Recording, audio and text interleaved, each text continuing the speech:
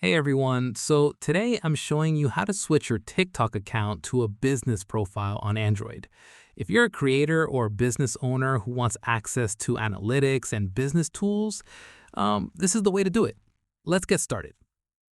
All right, first thing, open the TikTok app on your Android phone and tap on your profile icon at the bottom right corner. Now, tap the three horizontal lines at the top right corner of the screen. This opens your menu. Okay, tap on Settings and Privacy. Then scroll down and tap on Account or Manage Account. Here's the thing. Look for Switch to Business Account and tap on it.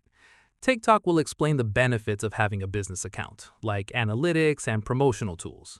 Tap Next to continue. Now, you'll need to select your business category. Choose the one that best describes your business, like retail, education, entertainment, or other. Select your category and tap Next. TikTok will ask if you want to add contact information, like your email or phone number. You can add it now or skip it by tapping Skip. Now, you are basically done. TikTok will now show you your business suite, so tap on Visit Business Suite. And that's it. Your TikTok account is now a business profile with access to analytics and business features. If this helped you out, let me know in the comments below.